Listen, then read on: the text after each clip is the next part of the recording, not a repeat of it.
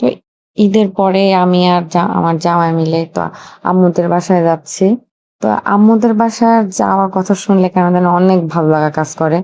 যদিও যদি ২ দিন আগেও যেয়ে থাকি, তারপরেও কেন জানি আম্মুর বাসায় যাইতে মানে খুব ভালো লাগে। মানে মনে উঠলে যে হ্যাঁ আম্মুর কাছে যাব।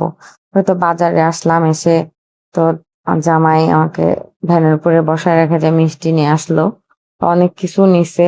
আমি এই জন্য ভ্যানের উপরে বসেছিলাম। রাস্তায় প্রচন্ড ধুলা ছিল, আর এইদিকে তো গরম আছে ফ্রি, মানে এত পরিমাণ যে গরম, না অন্যরকম। ওখান থেকে আবার আমরা গাড়িতে উঠে আমাদের রাস্তার দিকে আসছি। রাস্তাও যেরকম ভাঙা, তাতে গরম, তাতে আবার ধুলা। আহ, তারপরেও ভালো লাগা কাজ করতেছে যে হ্যাঁ আম্মুর কাছে যাচ্ছি। আম্মুর কাছে যাওয়ার যে একটা ফিল, এটা মানে মেয়েরাই বুঝে। তো ভালো লাগতেছে, যদি এটা কষ্টের মাঝেও ভালো লাগতেছে যে হ্যাঁ আম্মুর বাসায় আম্মুর কাছে যাচ্ছি।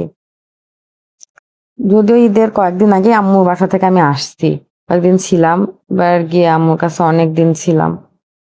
কেন জানি এখন আম্মুর কাছে যায় থাকতে ভালো লাগে। আগে বাসায় থাকতাম, তার সাথে থাকতাম, তখন অতটা কিছু মনে হতো না। এখন ২ দিন পর পরে আম্মুর কাছে যাইতে মন চায়।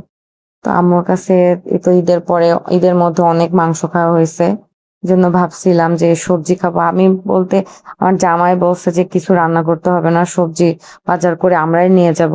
এই জন্য আমাদের বাজারে থেমে ও আবার সবজি দেখছিল। মাঝে রাস্তাতে আমার চাচার সঙ্গে দেখা হয়েছিল। আমার চাচার আর আমার জামাই মিলে দুজন সবজি দেখছিল, কোনটা কি নেওয়া যায়। আমি আবার বললাম এটা এটা নেও। তো দেখতেছে তেমন ভালো সবজি ছিল না এখানে, যা ছিল ওইটাই ও বলছে যা আছে এটাই আম্মুকে যাই রান্না করতে বলবা, এটাই খাবো আমরা। মাংস অনেক খাওয়া হয়েছে, মাংস খাইতে আর ভালো লাগছে না, এই জন্য সবজি বাজার করা হচ্ছিল। ও ঘুরে ঘুরে দেখছিল যে কি কি নেওয়া যায়। তারপর আমি আবার পুঁই শাক নিতে বললাম, তো পুঁই শাক গুলা অনেক ময়লা ছিল। তারপরেও বেছে বেছে নেয়ার জন্য বললাম যে নিচ থেকে বেছে বেছে নাও। তো নেওয়া হয়েছে, আমাদের বাজার করা শেষ।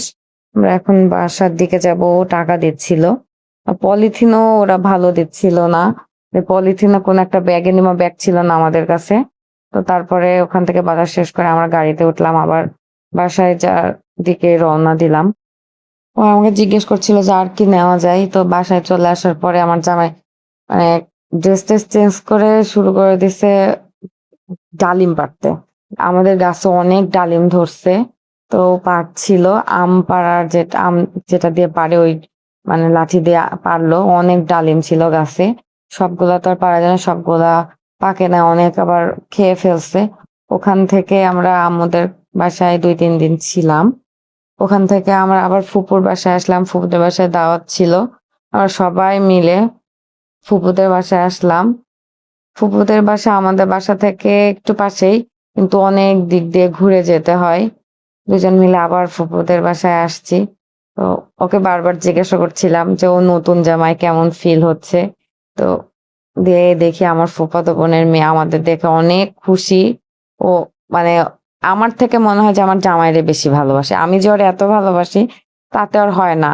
ও ওরে বাবা বলে, ছোট বাবা বলে। মানে খুবই এক্সাইটেড। আমরা গেছি তো বাসার মধ্যে ঢুকলাম। ঢুকে বাসায় আগে কেউ ছিল না, ফুপা আমাদের দেখে আসলো, পিচ্চি তো আমাদের দেখে দৌড়ে চলে আসছে। আচ্ছা এই তো সব ব্যাগ ট্যাগ রাখলাম, বাসার সব তালা দেওয়া ছিল। অনেক মজা করছি, সব পিচ্চি বাচ্চা ছিল, সবাই মিলে আড্ডা দিচ্ছিলাম। নেক্সট ভিডিওতে থাকবে আমরা কি কি করছি আর কি কি মজা করছি বাসায় গিয়ে, জামাই কিভাবে আপ্যায়ন করছে। তো এই পর্যন্ত ভিডিওটা এখানে শেষ করছি। পরবর্তী ব্লগ দেখার জন্য আমন্ত্রণ রইল। আল্লাহ হাফেজ।